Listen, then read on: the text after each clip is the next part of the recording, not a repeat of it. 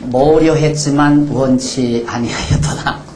그 다음 예수님이 뭐라고 말씀하셨느냐면 결국 흩으신다는 얘기입니다. 흩으신다. 다 흩어버리신다, 하나님께서. 그래서 유대인들이 다 흩어질 걸 예수님께서 예언하셨는데 그 예언대로 유대인들은 다 흩어져서 그 뒤에 결국 나라 없는 그런 고아 나라가 되어버리고 말하죠.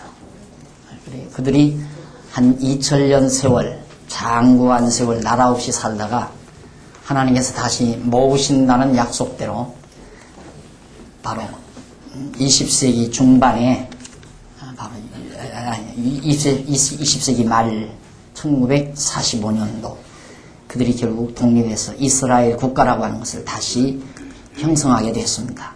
그러니까 예수님께서 예언한 대로 그대로 이루어진 거죠. 유대인들에 있어서. 그것이 우리의 역사 속에서, 그것도 우리가 살아있는, 우리가 숨쉬고 살아있는 그 시기에 회복됐다는 것은 참 우리에게는 엄청난 행운이죠. 엄청난 행복이고. 이스라엘 유다 백성들이 흩어졌다가 2000여 년 세월이 지난 이후에 하필이면 우리가 나서 살고 있는 이 시대에 회복될 게 뭐예요? 왜?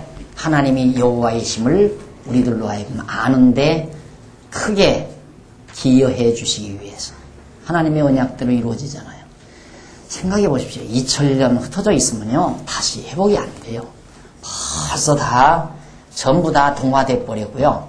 다른 민족에게 다 예속돼 버리고요. 생각해 보십시오. 2000년 세월은 짧은 세월이 아니잖아요. 우리나라 보세요. 2세, 3세만 돼도 벌써 동화 다 돼버리잖아요. 미국 이민 간 3세들 벌써 동화 다, 3세들 다 동화 돼버리는 거예요. 한국말 잘 모르는 거예요. 그냥 그 민족 그냥 돼버리고 말아요. 그런데 2000년 세월이면 20대가 뭐예요? 40대가 넘는 대수로 40세, 3세가 아니라 40세, 50세가 되어지는 시대인데 이거 다 이미 각 민족에게 동화돼서 존재할 수 없는 민족인데도 하나님께서 어쩌면 유대인들을 고스란히 보존해가지고 그것도 또 그 좋은 조건에서 보존된 게 아니에요. 유대인들을 씨를 말리려고 하는 그런 역사가 과거 역사 속에 엄청나게 많이 있었잖아요.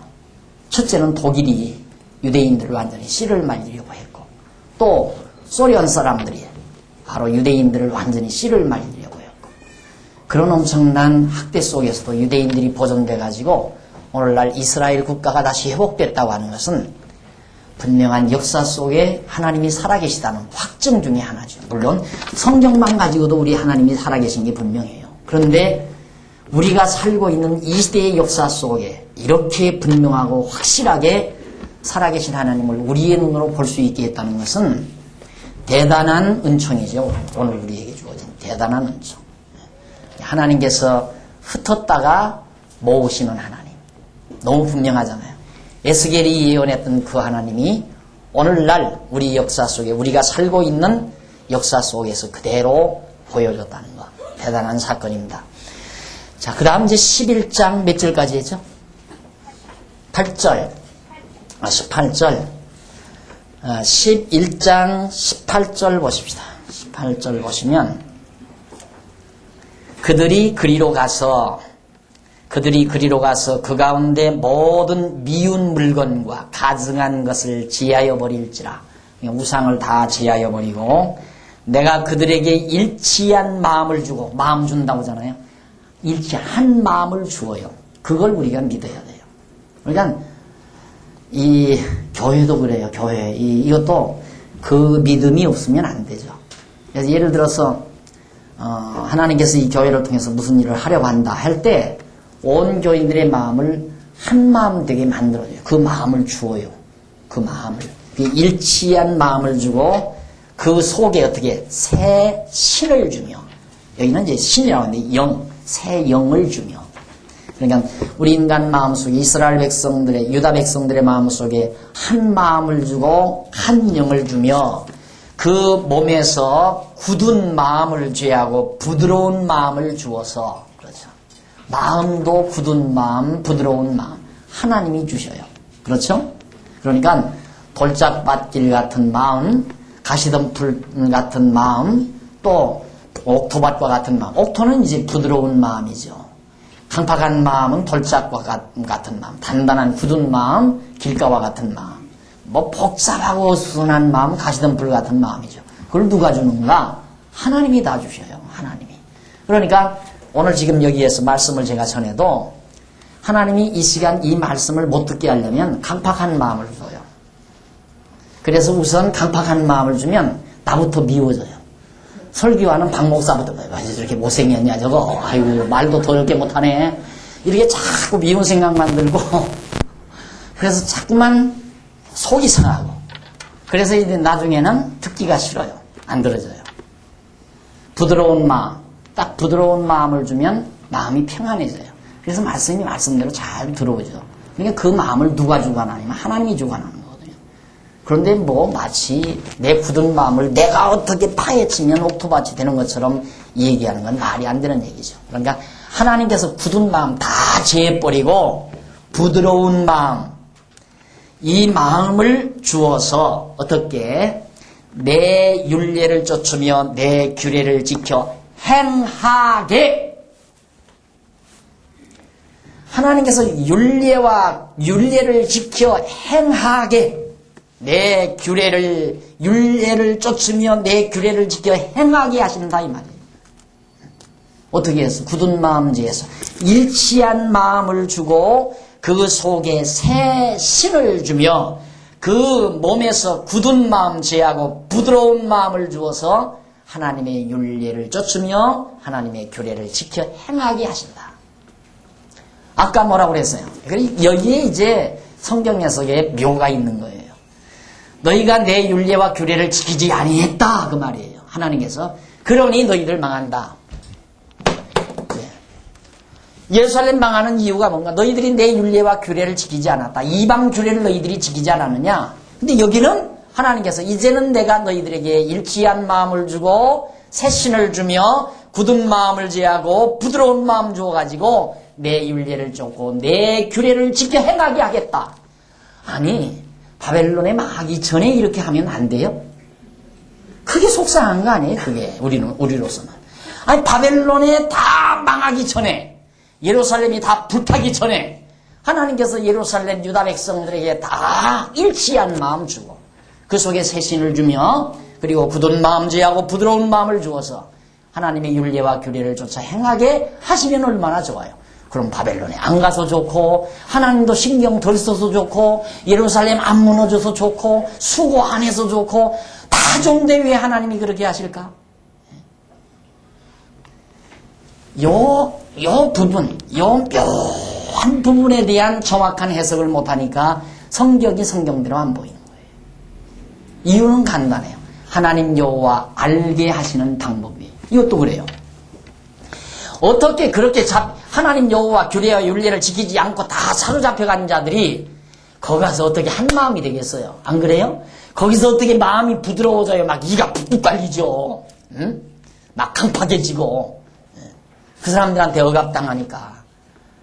율례와 규례를 거기서 어떻게 행해요? 예루살렘에 있을 때도 아니었는데 하나님께서 그런데 그렇게 하게 해주겠다.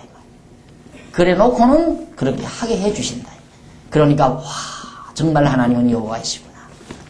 그러니까 이에 대한 설명은 성경 전체를 꿰뚫지 못하면 설명이 불가능한 거예요.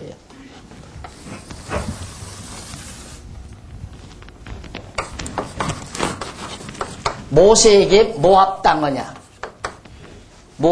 언약을 통해서 모압 언약을 통해서 복과 저주, 복과 저주를, 그러니까 복은 행하게 해서, 저주는 잊어버리게 해서. 하나님께서 그거예요. 모압 땅 언약에서 내가 너희 율례와 규례를 행하게 해서 복을 주고, 또 율례와 규례를 잊어버리게 해서 저주를 주고, 그게 언약이에요. 모압 땅 언약. 하나님께서 그렇게 해서 복도 주고 저주도 주겠다. 그런데 저주 중에 약속이 뭐냐면 너희들 여호와의 율례와 규례를 다 잊어버리고 여호와를 경유치 아니하고 우상을 섬기게 해서 결국 어떻게 이방 땅에 가서 종로로 타다가 포로로 잡혀가서 다시 회복되게 해주겠다. 이것이 하나님의 저주에 대한 약속이었거든요. 그러니까 이 약속을 모세 때 한 거예요. 모세 때. 그리고 나서 다윗, 그 이후에 북 갈라지고 예수님 오시기 전 이 부분, 여기가 포로 부분 아니에요? 포로. 바벨론 포로 부분. 여기에서 이제 되질 일을 모세 때 언약을 했단 말입니다. 너희들이 나를 잊어버리고 율례와 규례를 잊어버리고 이방 땅에 포로로 갔다가 다시 돌아와 예루살렘을 회복시켜 주겠다. 이게 모세 때 모세가 모압 땅 언약으로 하나님께서 해주신 거란 말입니다. 그러면 이 언약을 이루시려면 어떻게? 잊어버리게 할 때 여기서 잊어버리게 해야 되잖아요. 그럼 회복시키려면 어떻게? 행하게 해야 되잖아요. 그렇죠? 그러니까 하나님이 잊어버리기도 하고 하나님이 행하게도 하시고. 그런데 오늘날 대부분의 많은 교사들은 내가 열심으로 잘해서 행하면 복받고 내가 열심히 식어져가지고 안 행하면 저주를 받고. 어제도 어느 자매가 아마 어느 교회 전도사님이래요. 여전도사님인데 막 속이 단단히 상해가지고 나한테 벨르고 전화를 했어요. 그래가지고 뭐라고 그러냐면 저는 전도사예요. 그러더라고요. 그래서요. 그랬더니 제 동생이 하나 있는데요.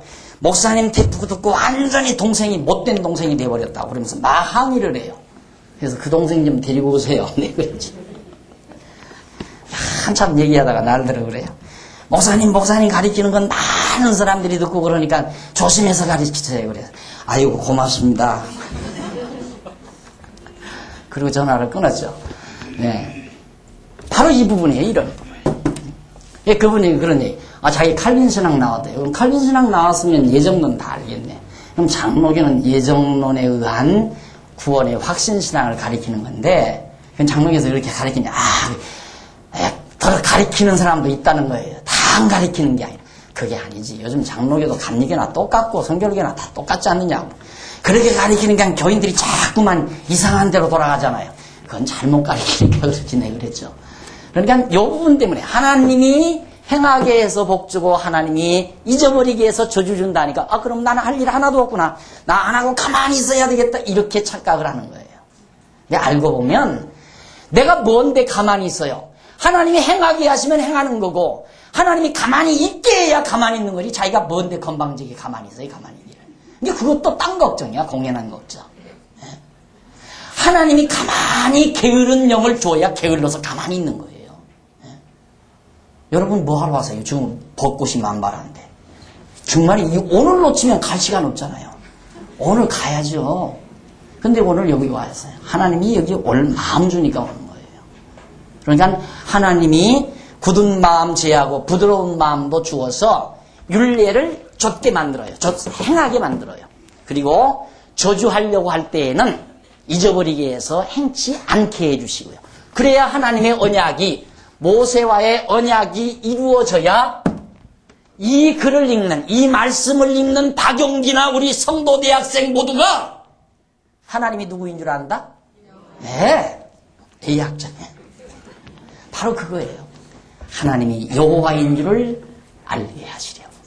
그런데 우리는 그 아까운 성전이 다 무너지다니.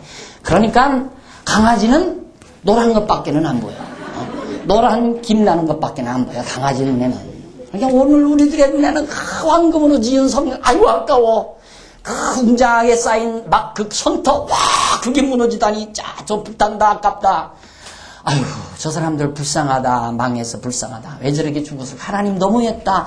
안 죽이면 얼마나 좋을까. 전부 유물론적인 사고, 인본주의적인 사고, 우리 중심의 사고예요. 전부가 다.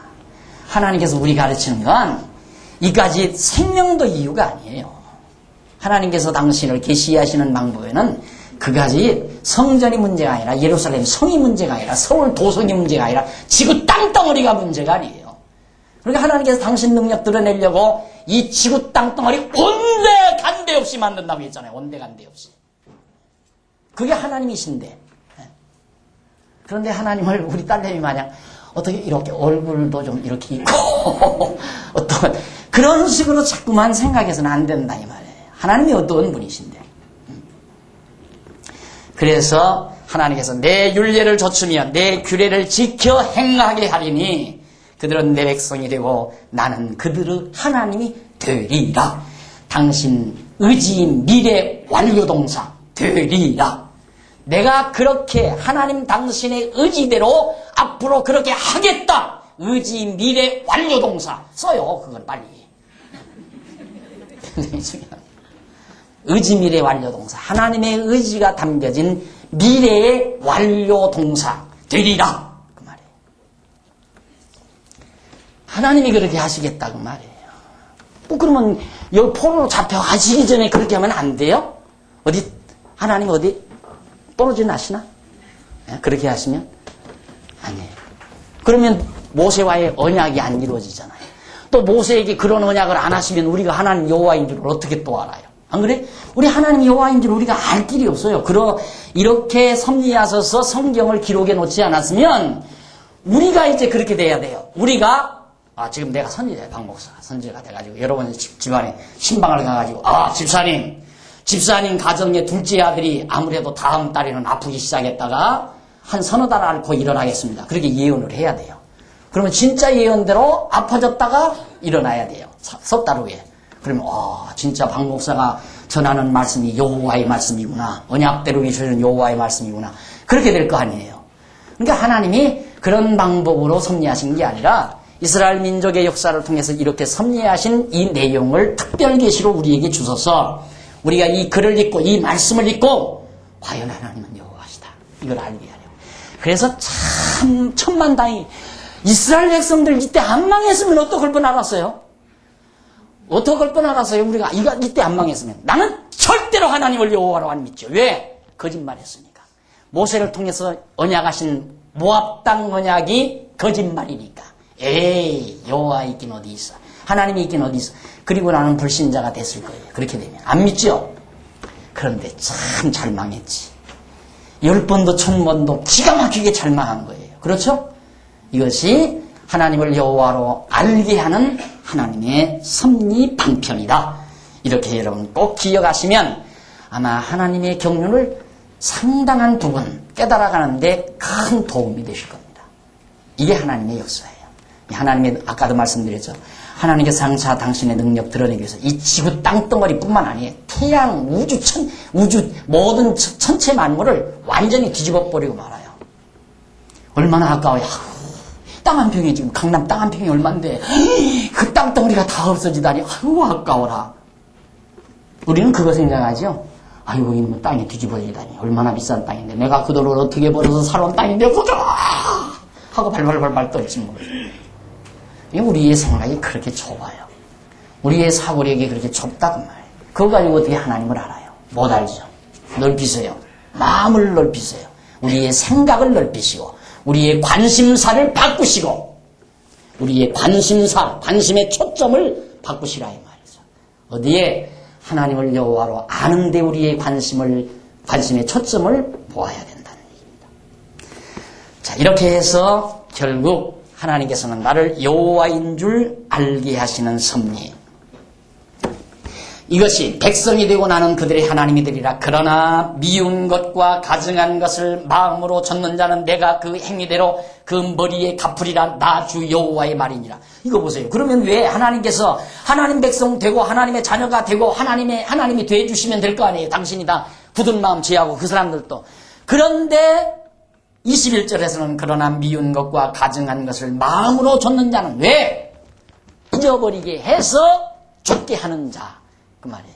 하나님께서 여호와의 율례와 규례를 잊어버리게 해서 하나님 경외하지 아니하고 우상을 섬기는 자들은 하나님이 다 멸망시키겠다 이 말이죠. 그러니까 망할 자도 하나님이 망하게 해서 망하는 거고 망할 짓 하게 해서 망하는 거고 흥할 자도 하나님이 흥할 짓을 하게 해서 흥하게 하는 거예요. 이게 하나님의 주권이죠. 전능하신 주권. 모든 것을 하나님이 주관한다고 말이에요. 그래서 내공로가 하나도 없어요.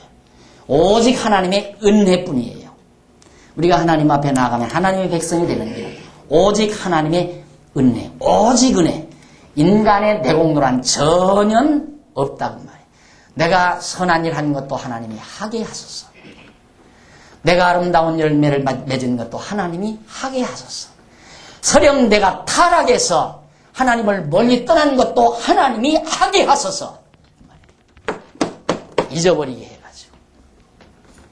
그러니까 말씀이 잊어버려지는 것은 벌써 나로 하여금 곁길로 가게 하시려는 하나님의 섭리입니다.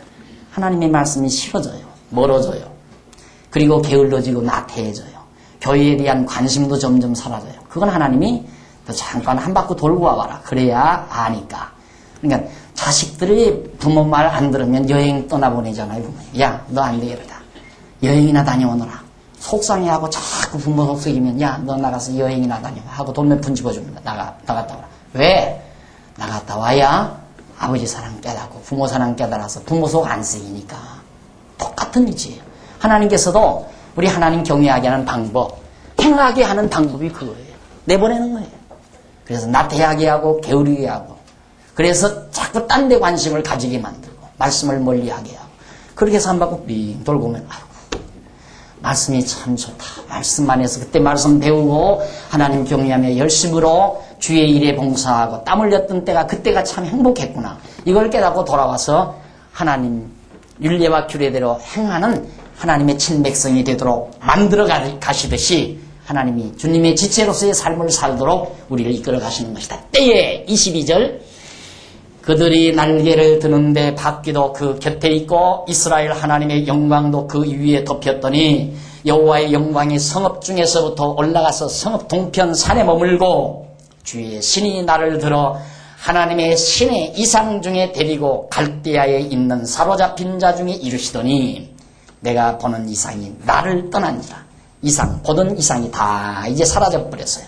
내가 사로잡힌 자들에게 여호와께서 내게 보이신 모든 일로 고하니라. 지금까지 있었던 모든 내용을 포로로 1차, 2차 포로로 잡혀간 그 사람들에게 전부 다 이야기를 해주었다. 그런 뜻입니다. 이어서 12장 거기는 죄로 인한 멸망, 불신앙 죄로 인한 멸망이죠. 그러니까 그동안에는 여호와 하나님을 경외하지 않고 믿지 않았던 불신앙 죄였습니다. 그런 죄로 인하여 12장 여호와의 말씀이 또 내게 임하여 가라사대 인자야 내가 패역한 족속 중에 거하도다. 그들은 볼 눈이 있어도 보지 못하고 들을 귀가 있어도 듣지 아니하나니 그들은 패역한 족속입니다. 패역한 족속이기 때문에 들어도 듣지 못하고 보아도 보지 못하는. 예수님 당시에 그랬잖아요. 예수님 당시에. 예수님이 딱 오셨는데 바리새인과 서기관들이 예수를 막 영접지 않아요. 그리고 예수를 박대하고 예수를 핍박하고. 그러니까 왜? 저들은 하나님께서 듣지 못하게 하고 보지 못하게 했기 때문이다. 그러니까 이것도 그래요. 선지자가 아무리 외쳐도 들을 자는 듣게 하고 못 들을 자는 못 듣게 하는 거예요. 왜? 들을 자는 듣고 깨닫고 행하게 하려는 거고 못 들을 자는 못 듣고 잊어버려서 행하지 않게 하나님을 경외치 않게 하려는 거죠. 그러니 우리가 말씀을 듣고 깨달아진다는 것처럼 대단한 게 없어요. 이게 우리 인생살이에 있어서 참 소중하고 가치로운 거란 말입니다. 내가 하나님의 말씀을 듣고 깨달아지다니 이것은 천금하고도 바꿀 수 없는 거죠. 우리 인생의 근본 가장 소중한 보안인데 이걸 뭐하고 바꾸겠어요? 안 그래요? 네. 그래서 하나님께서 에스겔을 통해서 전했는데도 그들은 볼 눈이 있어도 보지 못해요. 들을 귀가 있어도 듣지 못한다 이 말이죠. 예수님께서 그런 말씀했잖아요. 예수님께서 소경의 눈을 띄우니까 서로 이제 그 문제로 왈가왈부 얘기가 벌어졌어요. 그러니까 예수님께서 이제 자기들이 본다. 우리가 왜 소경인가? 그러니까 예수님이 너희들이 차라리 소경이었다고 한다면 차라리 낫다. 본다고 하니 죄가 그저 있느니라. 뭔 얘기냐면 너희들이 눈을 가지고 본다고 하면서도 예수님이 그리스도인 것을 못 보고 있다 이 말이에요. 그러니까 소경 아니냐. 눈 뜨고 뭔가 꼬물대는 거 보인다고 해서 내가 눈으로 보인다. 그게 아니죠. 성경 여러분 안 봤어요? 지금 예수 몇 년, 한 10여 년, 20년 믿으신 분들은 성경 너댓 번 다 읽었을 거예요. 보면 뭐예요? 개미가 기어가는 것은 꼬물꼬물 글자만 기어가지. 그런 거 봤잖아요, 여러분 성경 볼 때.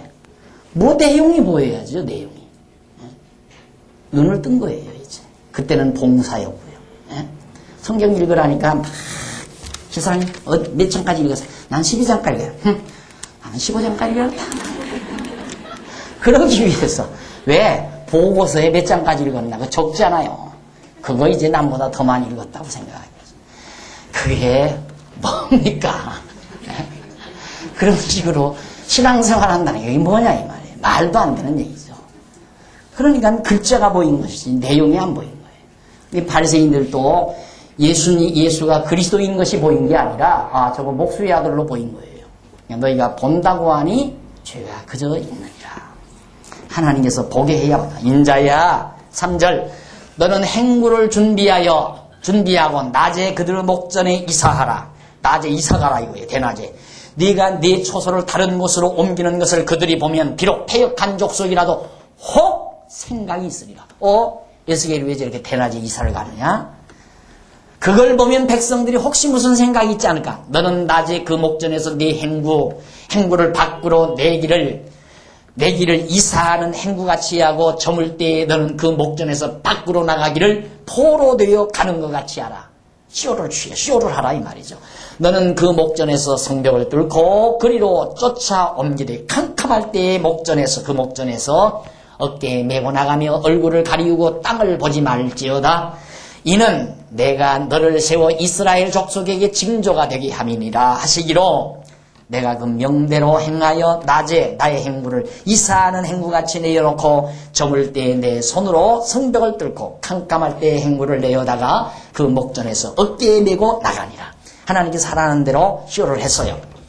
에스겔이 이튿날 8절 아침에 여호와의 말씀이 또 내게 임하여 가라서 인자야 이스라엘 족속 곧 패역한 족속이 내게 묻기를 무엇을 하느냐 도대체 당신 왜 이사가고 있어 하고 하지 아니하더냐 그렇게 묻지 않더냐 너는 그들에게 말하기를 주 여호와의 말씀이 이것은 예루살렘과 그 가운데 있는 이스라엘 족속에 대한 예조라 하셨다 하라 하고 또 말하기를 나는 너의 징조라 내가 행한 대로 그들이 당하여 사로잡혀 옮겨갈지라. 예조 예표가 되는 징조를 보여준 거라 이 말이에요. 에스겔이 이사간 모습은 이스라엘 백성들이 예루살렘에서 이제 다 쫓겨날 것에 대한 하나의 예조, 징조를 보여준 것이다. 그렇다고 말을 해라. 옮겨갈지라. 무리가 성벽을 뚫고 행구를 그리로 가지고 나가고 그 중에 왕은 어두울 때 어깨에 행구를 메고 나가며 눈으로 땅을 보지 아니하려고 자기 얼굴을 가리우리라 하라. 나가는 모습까지도 미리 다 알려줘요. 그 모습 그대로. 그러니까 하나님께서 이사 갈 때 내가 바켓을 들고 갈 것인가 안 그러면 다라를 머리에 이고 갈 것인가 그것도 다 하나님이 정해놓고 주고 안에 가시는 거예요. 안 믿어지니까 웃죠.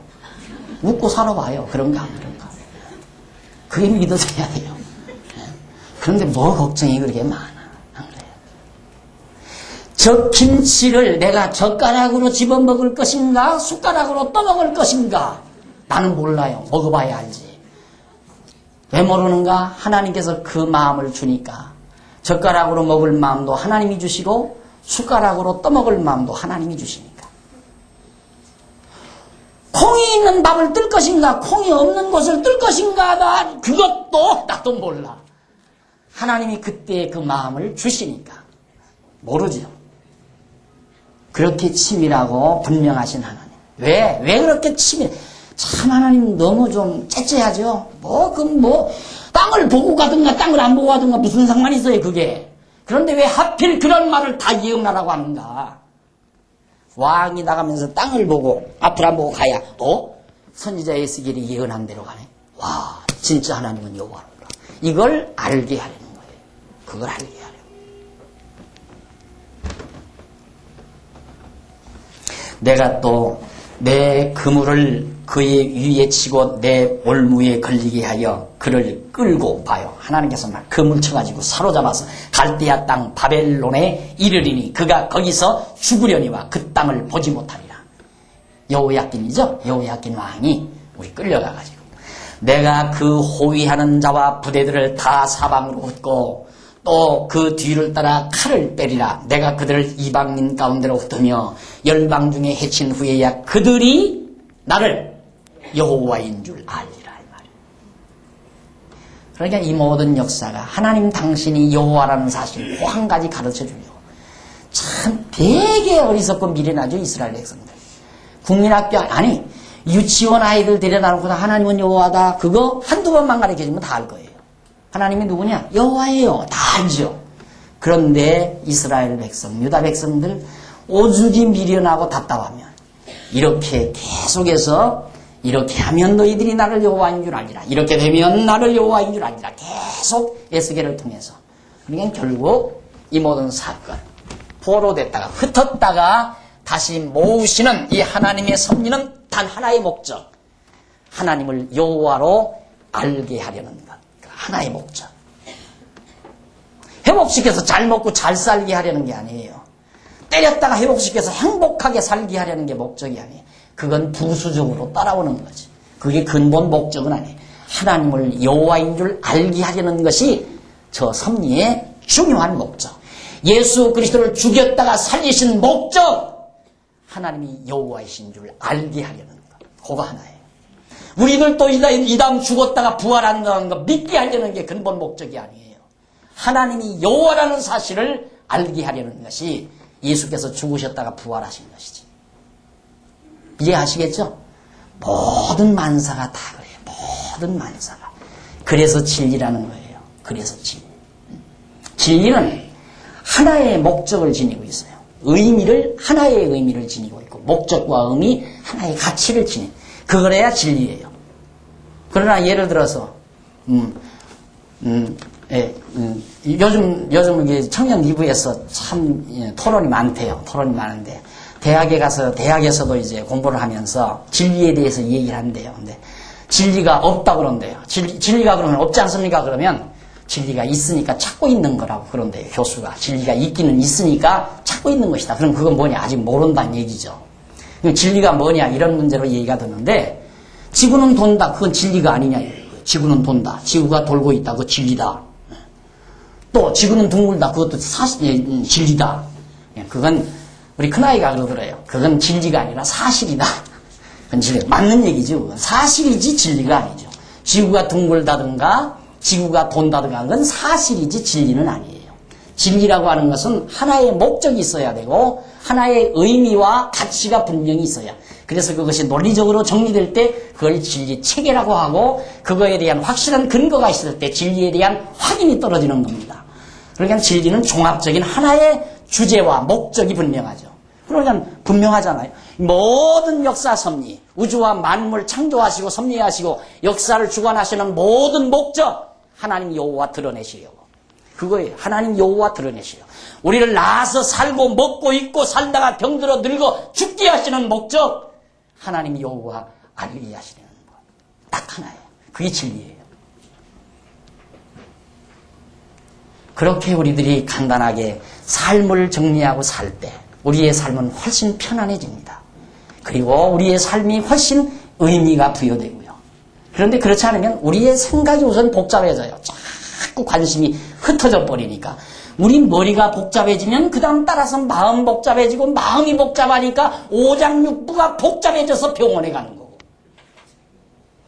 쉽지 않아요. 머리 복잡해지면 마음 복잡해지고 마음 복잡해지면 오장육부가 뒤틀려 복잡해져서 그래서 그게 병원 신세를 져야 된다 이 말이에요. 그러나 진리를 깨닫고 나면 머리가 단순해져 깨끗해져요. 머리가 단순하고 깨끗해지니까 마음이 깨끗해지고 편안해지고 마음이 편안해지니까 오장육부도 편안해지고 하나님 여호와 알고 산다는 게 얼마나 대단히 큰 축복인가 복인가 우리 알 수 있습니다. 그래서 하나님께서 그렇게 이스라엘 유다 백성들에게 사랑하는 백성들에게 내가 여호와다 이거 하나 알려주려고 나 여호와다.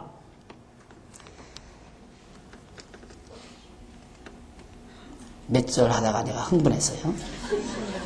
네? 16절. 그러나 내가 그중 몇 사람을 남겨 칼과 기근과 온역을 벗어나게 하여 그들로 이르는 이방인 중에 자기의 모든 가증한 일을 자백하게 하리니 그들이 나를 여호와인 줄 알리라. 다 그렇게 망하게 하는 거 아니야. 몇 사람 또 남겨놓겠다. 그거까지 다 밝혀요. 그 다음 17절 여호와의 말씀이 또 내게 임하여 가라사대 인자야 너는 떨면서 네 식물을 먹고 놀라고 근심하면서 네 물을 마시며 이 땅 백성에게 말하되 주 여호와께서 예루살렘 거민과 이스라엘 땅에 대하여 이르시기를 그들이 근심하면서 그 식물을 먹으며 놀라면서 그 물을 마실 것은 이 땅 모든 거민의 강포를 인하여 땅에 가득한 것이 황무하게 됩니다. 예루살렘 땅이 다 황무해지니까 떨고 두려워한다. 그러면서 먹고 마시게 된다. 사람의 거하는 성읍들이 황폐하며 땅이 황무하리니 너희가 나를 여호와인 줄 알리라. 땅이 황무하는 것도 하나님 여호와인 줄 알게 하려는 거고, 재앙이 임하는 것도, 기근이 임하는 것도, 질병이 나타나는 것도, 전쟁이 일어나는 것도 모두 다 하나님 여호와인 줄 알게 하려는 거다. IMF가 오는 것도 하나님 여호와인 줄 알게 하려는 거다. 오늘 우리가 병드는 것도, 건강한 것도, 곤고한 날이 오는 것도, 형통한 날이 오는 것도 우리의 생활 속에 일어나는 모든 만사가 하나님 여호와 알게 하려는 거예요. 그래서 내가 우리의 삶의 목적이 뭐냐? 신학이라고 했잖아요. 신학. 하나님을 배우는 것. 그것이 바로 삶의 목적, 인생의 목적. 그래서 전도서 기자가 그렇게 말했잖아요. 솔로몬이. 여호와를 경외하는 것. 그것이 인간의 제일 되는 본분이다. 하나님을 알고 그를 경외하며 사는 것이 인간의 삶의 본분이에요. 21절 여호와의 말씀이 또 내게 임하여 가라사대 인자야 이스라엘 땅에서 이르기를 날이 더디고 모든 묵시가 응험이 없다 하는 너희 속담이 어찌미뇨. 그러니까 모든 묵시 선지자의 예언이 응답하는 그런 체험이 없다. 그런 사실이 없다. 응답이 안 된다. 뭐 예언은 했는데 그대로 안 나타난다. 응험이 없다. 나타나지 않는다. 이런 속담이 있는데 그게 무슨 소리냐. 그렇죠. 모세가 이때 예언을 했는데 모압 땅을 향으로 예언했는데 뭐 살아봐도 잡혀가기는 어디가 잡혀가느냐. 잘 먹고 잘만 사는데 안 잡혀간다 이거예요. 무슨 응험이 있느냐. 그런 속담이 나왔다 이거예요. 되지 않느냐 이거예요. 언약대로 모세에게 언약하신 모세의 언약의 말씀대로 망한다 예루살렘. 지금 그 말씀을 하기 위해서 하는 얘기입니다. 눈에 자꾸 땀이 흘러들어와서 자꾸만 안 보여. 어디까지 했어요 내가 또. 네 23절 그러므로 너는 그들에게 이르기를 주 여호와의 말씀에 내가 이 속담을 그치게 하리니. 그러니까 선지자의 예언이 응하게 하겠다 이 말이죠. 사람이 다시는 이스라엘 가운데 이 속담을 못하리라 하셨다 하고 또 그들에게 이르시기를 날과 모든 묵시에 응함이 가까우니라. 선지자의 예언 특히 더 나아가서는 모세와의 언약의 내용이 반드시 이루어진다. 그러니까 에스겔 선지자가 지금 예언하는 것은 그 예언의 근본 뿌리는 모세와의 언약에 있어요. 하나님께서 모세와 언약했기 때문에 그 언약대로 이루시기 위해서 그걸 이룬다는 사실을 에스겔 선지자로 하여금 백성들에게 알리기 위해서 묵시로 보여줘가지고 지금 예언하게 하는 거라 이 말이죠. 이게 근거는 모세와의 언약에 있습니다. 그 예언의 언약이라는 예언의 내용이라는 게. 그래서 결국 반드시 그대로 이루어져가지고 다시는 그런 속담이 없게 만들어 놓겠다. 이스라엘 족속 중에 허다한 묵시나 아첨하는 복술이 다시 있지 못하리라 하나. 아첨하는 돈푼이나 더 받으려고. 사업 잘 일어나겠습니다. 코 보니까 코가 참 보고로 생겼네요. 앞으로 걱정하지 않고 살아도 되겠습니다. 그래야 복채가 많이 나오잖아요. 그런 아첨하는 복술자 다 없어진다 이 말이죠. 사실을 사실대로 밝히는 예언 하나님의 말씀. 나는 여호와라 내가 말하리니 내가 하는 말이 다시는 더디지 아니하고 응하리라. 이제는 지금까지 모세와 언약한 내용이 수백 년 동안 더디고 안 이루어졌지만 이제는 급하게 왔다 이 말이에요. 곧 이루어진다. 선지자의 에스겔 선지자가 말한 내용이 반드시 가까운 날에 이루어진다. 더디지 아니하고 응하리라. 패역한 족속아 내가 너희 생전에 말하고 이루리라. 너희 살아있는 동안에 예언해주고 그대로 이루겠다. 나 주 여호와의 말이니라 하셨다. 여기서 여호와의 말이라 이 말 항상 반드시 이루어진다는 의미를 담고 있는 말이라고 그랬죠. 여호와의 말. 여호와의 말이 안 이루어지는 법이 없잖아요. 그러면 여호와가 아니니까. 그래서 여호와의 말입니다. 이것도 몰랐을 때는 누가 모르나 여호와의 말이라고 그렇게 자꾸만 강조하나. 뭐 또는 내가 여호와인 줄 알리라. 뭐 당신이 대단한 분이라고 만날 당신은 안다고 그러나. 그럴지 모르지만 그게 핵심 아니에요. 내가 여호와인 줄 알리라. 여호와의 말이니라. 이게 생명이에요. 여호와의 말씀이 또 내게 임하여 가라사대 인자야 이스라엘 족속의 말이 그의 모든 묵시는 여러 날 후의 일이라. 그가 먼 때에 대하여 예언하는도다 하나니 야 우선 당장 안 이루어진다. 앞으로 날 이루어질 것이다. 그러고 또 얘기한다 이거죠. 그러므로 너는 그들에게 이르기를 주 여호와의 말씀에 나의 말이 하나도 다시 더디지 않을지니 나의 한 말이 이루리라. 나 주 여호와의 말이라 하셨다 하라. 라고 에스겔에게 당부를 했습니다. 결국에는 불신앙죄로 인하여 예루살렘이 망한다는 사실을 밝혀준 것이 12장까지 나왔습니다. 그 다음 세 번째 죄, 거짓죄.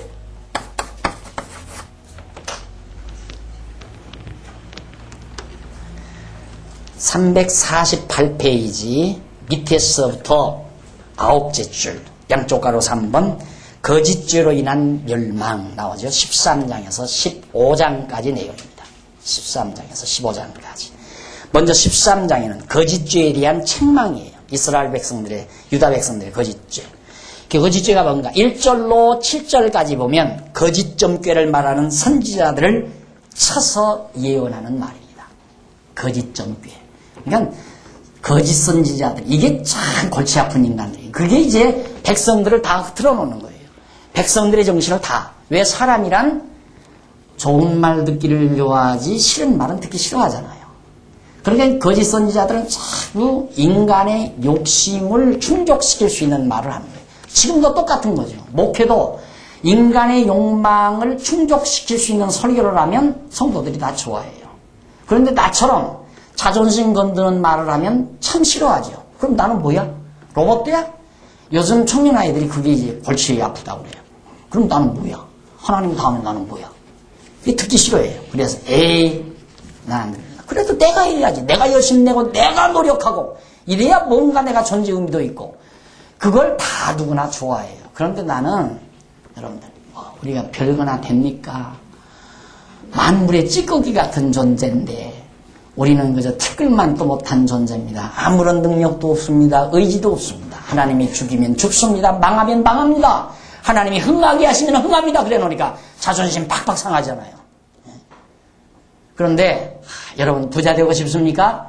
하나님께 참 정성을 열심히 드리십시오. 그러면 부자 됩니다. 좋다. 맞다. 정성을 드려야지.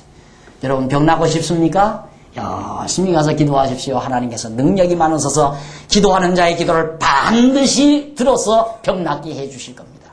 이런 얘기들이 사람들에게 다 좋은 얘기 아니에요. 관심 있는 얘기고.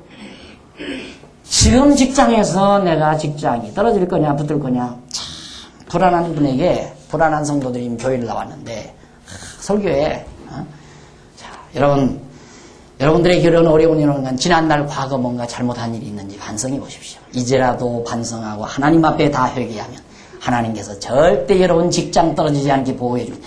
이렇게 해야 되잖아요. 그런데 나 같은 사람은 직장 떨어지는 것도 하나님의 뜻! 이래 보니까 속이 열받잖아요. 이런 고사하고. 그러니까 듣기 싫어하는 거예요. 그럼 떨어지는 것도 하나님의 뜻이지. 그럼 뭐 누구 뜻이에요? 떨어지고 싶어서 떨어져요? 망하는 것도 좋아요. 그러니까 듣기 싫어하는 거예요. 망하는 게 뭐가 좋으냐? 너나 좋지. 속으로 이렇게 나오는 거죠. 그러니까 선지자들의 이 거짓된 예언, 이게 가장 골칫덩어리인데 바로 1절로 7절에 보면 거짓점괘의 내용이 나와요. 여호와의 말씀 2절, 여호와의 말씀이 내게 임하여 가라사대 인자, 13장 1절. 여호와의 말씀이 내게 임하여 가라사대 인자야. 너는 이스라엘에 예언하는 선지자를 쳐서 예언하되 자기 마음에서 나오는 대로 예언하는 자에 아는 대로 자기 마음에서 나는 대로 예언하는 자에게 말하기를 너희는 여호와의 말씀을 들으라. 여기서 자기 마음이라고 했어요. 자기 마음. 그러니까 여호와께서 전하라고 말씀하신 내용이 아니라 자기의 육체의 소욕, 그러니까 어두운 권세에 의해서 주어진 육체의 욕망에 따라서 하고 싶은 대로 하는 말. 그런 설교 수없이 듣고 살아오잖아요, 많은 성도들이. 그런 설교. 자기 하고 싶은 대로.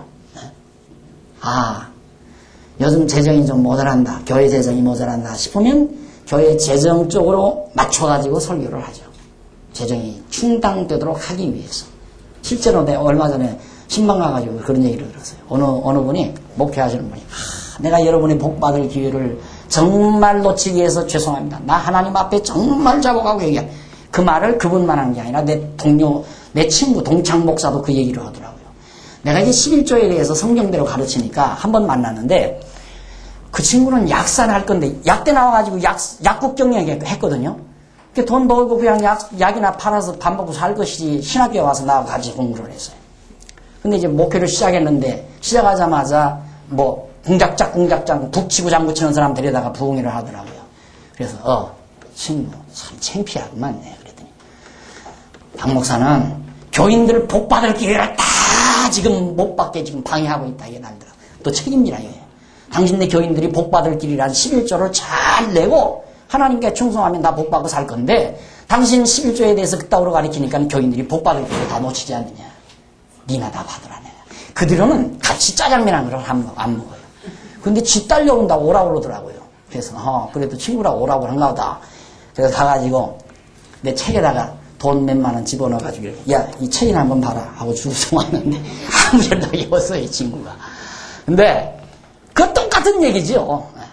연말연시에 하나님 앞에 정말 축복 예물을 하나님 앞에 드릴 수 있는 기회를 여러분들에게 드렸어야 되는데, 그걸 내가 여러분들에게 드리지 못해서 금년 한 해 동안 여러분들이 복을 못 받을 일을 생각하면 내가 가슴이 아프다고 하면서 통하면서 설교하면서 그러더래요. 멋있잖아요. 저렇게 우리 목사님께서 우리를 사랑하고 계시는구나. 우리가 금년 한 해 98년 동안 복 못 받고 살면 어떡하나 저렇게 마음을 아파하시는구나. 그래서 거룩한 종이 되는 거죠. 에?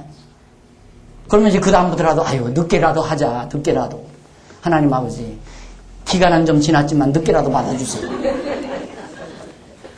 기가 막혀요. 참 인간의 심리 이용하는데. 근데 그게 조금만 눈 뜨고 보면 많이 보이잖아요.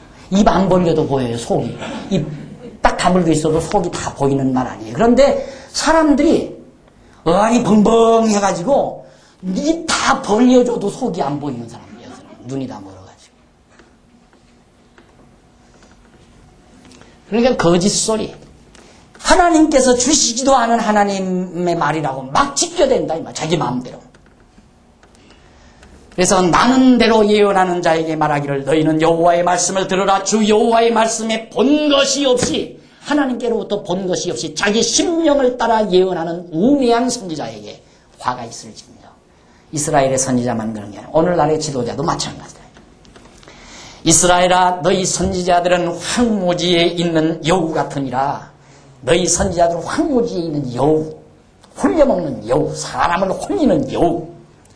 너희 선지자들이 성 무너진 곳에 올라가지도 아니하였으며, 이스라엘 족속을 위하여 여호와의 날에 전쟁을 방비하게 하려고 성벽을 수축하지도 아니하였느니라. 여호와께서 말씀하셨다고 하는 자들이 허다한 것과 거짓된 점괘를 보며, 허탄한 것과 거짓된 점괘를 보며 사람으로 그 말이 굳게 이루기를 바라게 하거니와 여호와가 보낸 자가 아니라. 거짓 예언을 하는 그들은 여호와께서 보낸 자가 아니다. 말만 선지자지.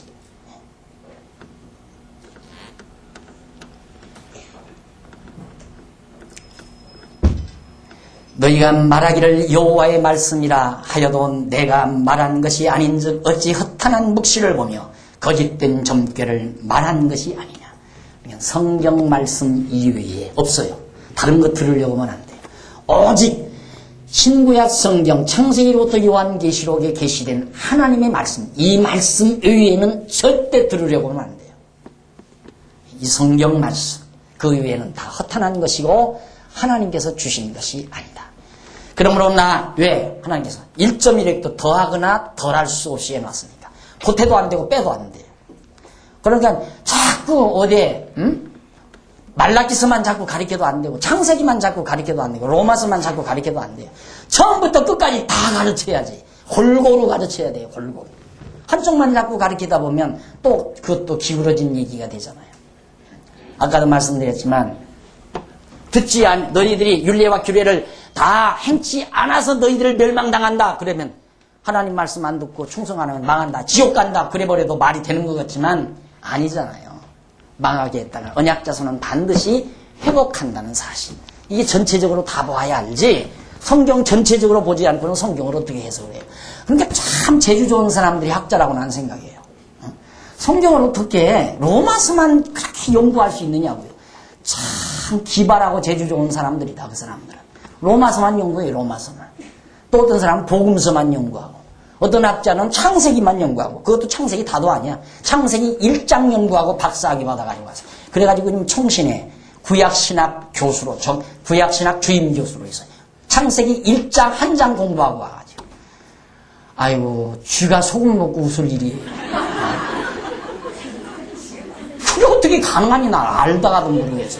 그게 어떻게 가능해요 그래.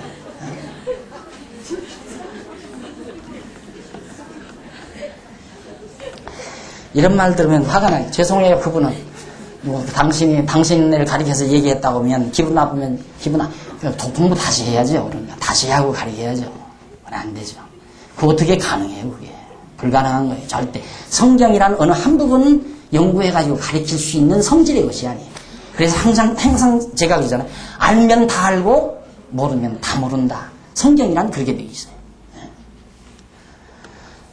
자, 그 다음 여호와께서 말씀하셨다고 하는 자들이 허탄한 것과 거짓된 점괘를 보며 사람들로 그 말이 굳게 이루기를 바라게 하거니와 여호와가 보낸 자가 아니라. 7절 너희가 말하기는 여호와의 말씀이라 하여도 내가 말한 것이 아닌즉 어찌 허탄한 묵시를 보며 거짓된 점괘를 말한 것이 아니냐.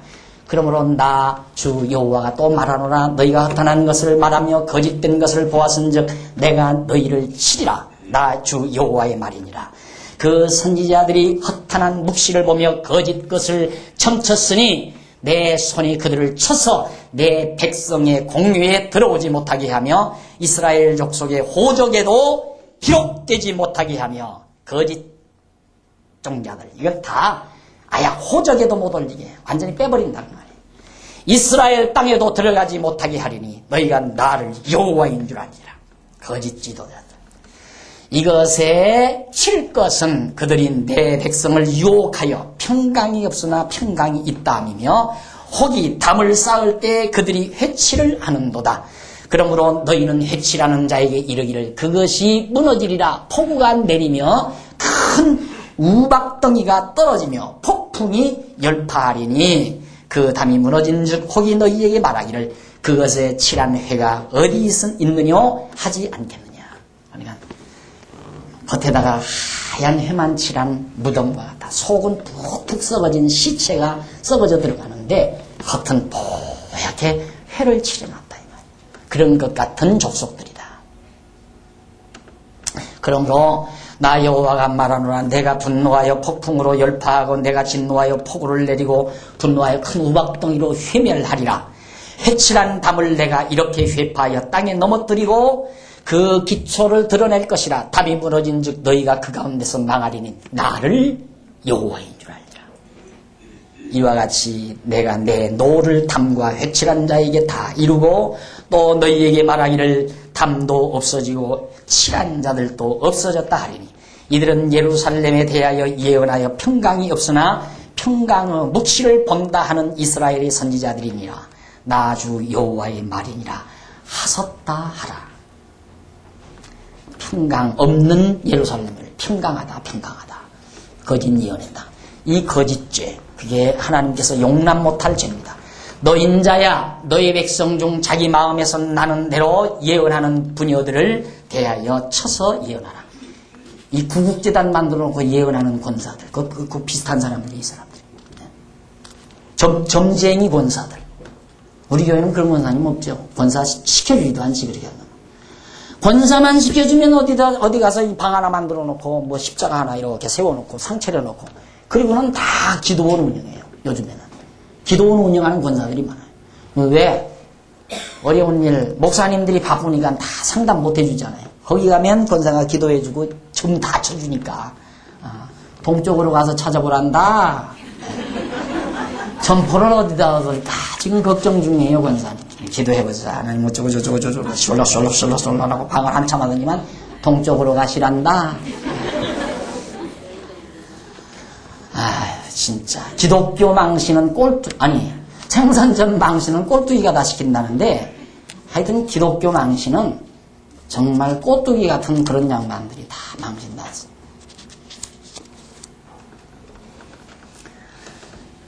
그 다음 17절 너 인자야 너희 백성 중 자기 마음에서 나는 대로 예언하는 부녀들을 대면하여 쳐서 예언하여 이르기를 주 여호와의 말씀에 사람의 영혼을 사냥하고 인간 영혼을 다 죽인다 이 말이 사냥하는 거예요. 그 영혼을 죽이는 거예요. 사냥하고 하고자 하여 방석을 모든 말뚝에 꿰어매고 수건을 키가 큰 자나 작은 자의 머리를 위하여 만드는 부녀들에게 화 있을진저. 우상, 허수아비처럼 그렇게만 너희가 어찌하여 내 백성의 영혼을 사냥하면서 자기를 위하여 영혼을 살리려 하느냐. 완전히 이용하는 거예요. 영혼을 이용하는 거예요. 먹거리 얻기 위해서 이용하는 거란 말입니다. 돈 몇 푼 뜯어내기 위해서.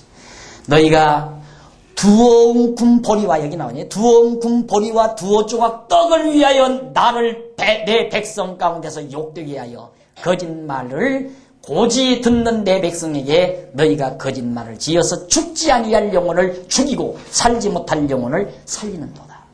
그러니까 완전히 거짓말로 영혼을 죽이고 살리는 이것이 거짓 선지자들의 그런 커다란 거짓죄였다 이 말이죠. 거짓죄. 가장 그러니까 인간 영혼이 살고 못 사는 것은 거짓말이냐 진리냐 거기에 달려 있어요. 비진리의 내용이냐 진리의 내용이냐 거기에 내 영혼이 살고 죽는 게 달려있다. 그러니까 여러분 절대 여러분들의 영혼을 위해서 성경 이외에 관심을 두지 마십시오. 그건 벌써 유혹의 첫 발걸음이에요. 유혹의 첫 발걸음. 내 영혼을 위한다면 오직 성경에만 관심을 두는 오직 그리고 다른 것은 성경에 의해서 비판의 대상으로 보는 비판적인 자세로 보는 이것이 매우 매우 중요한 것입니다. 그러므로 나 주 여호와가 말하노라 20절 너희가 새를 사냥하듯 영혼을 사냥하는 그 방석을 내가 너희 팔에서 떼어버리고 너희가 새처럼 사냥한 그 영혼들을 놓으며 또 너희 수건을 찢고 내 백성을 너희 손에서 건지고 다시는 너희 손에 사냥이 되지 않게 하리니 너희가 나를 여호와인 줄 알리라. 이것도 마찬가지죠. 그렇게 안티하실 수 있으면 잡혀가기 전에 안티하면 되잖아요.